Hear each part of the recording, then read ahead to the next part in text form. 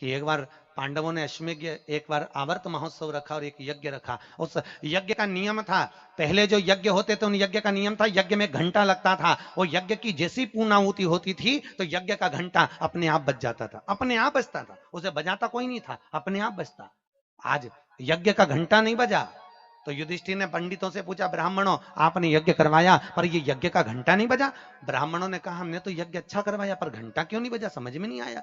तब इतने में ब्राह्मणों में से एक ब्राह्मण यज्ञाचार्य ने कहा, मुझे लगता है यज्ञ दो तरह का होता है, एक यज्ञ जो अग्नि में सांकल्य दी जाती है तो अग्नि देवता प्रसन्न होते हैं, और दूसरा यज्ञ वो कि भंडारा किया जाए और लोगों के मुंह में भोजन दिया जाए, वो यज्ञ भी प्रबल होता है। महाराज हमको लगता है यहां दोनों यज्ञ हुए, एक यज्ञ आहुतियों का, एक यज्ञ भंडारे का।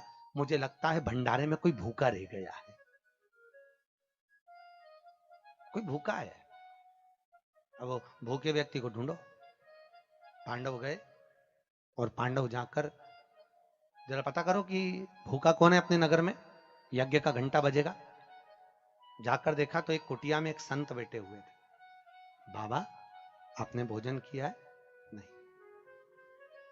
आपने भोजन नहीं किया? नहीं। क्यों नहीं किया? मैं काय को भोजन करूं, भंडारा हो रहा, चलो भोजन करो। नहीं नहीं मैं नहीं करता। भंडारे में भोजन नहीं करोगे? नहीं। क्यों नहीं करोगे? मैं उसके घर में भोजन करता हूं जो मेरे को 108 अश्वमेध यज्ञ का पुण्य देता है। पांडव मेरे को 108 अश्वमेध यज्ञ का पुण्य दे दे, मैं उनके यहां भोजन कर लूंगा।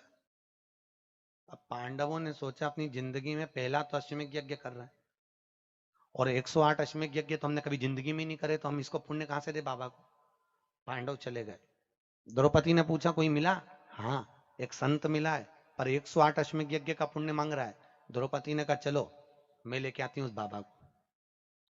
द्रौपदी गई, रथ लाया गया। द्रौपदी ने कहा रथ में बैठकर नहीं जाऊंगी, पैदल जाऊंगी। चप्पल लाई, द्रौपदी ने कहा नग्न पैर से जाऊंगी। नंगे पैर द्रौपदी उस संत के दरवाजे पर पहुंच गई। बाबा चलो हमारे यहाँ यज्ञ हुआ है, भंडारे का भोजन करना। बाबा कहते हैं द्रौपदी तुझे मालूम नहीं, मुझे 108 अश्वमेध यज्ञ का पुण्य दे दे, मैं तेरे यहाँ भोजन कर लूंगा। द्रौपदी ने कहा लो बाबा संकल्प छोड़ती हूं और 108 अश्वमेध यज्ञ का पुण्य तुमको देती हूं। संत ने कहा द्रौपदी तेरे पति ने तो कभी पूरे यज्ञ नहीं करे, तूने कब कर लिए? द्रौपदी बोली बाबा मैंने सुना है मेरे कृष्ण के मुख से, जब कोई व्यक्ति अपने घर से निकलकर किसी संत के दरवाजे पर, किसी कथा के पंडाल में, किसी मंदिर पर, किसी तीर्थ में पैदल पैदल जाता है, जितने कदम चलकर जाता है उतने अश्वमेध यज्ञ वो अपने जीवन के कर लेता है महाराज, उतने अश्वमेध यज्ञ वो अपने जीवन के करता है। और द्रौपदी ने कहा बाबा मैं तुम्हारे दरवाजे पर चलकर आई हूं, 18,000 कदम मैं चलकर तेरे दरवाजे पर पहुंची हूं, उसमें से 108 अश्वमेध यज्ञ तुमको देती हूं। संत उठकर खड़ा हो गया, द्रौपदी के यहां गया, भोजन करा तो यज्ञ का घंटा बज गया महाराज, यज्ञ का घंटा बजा।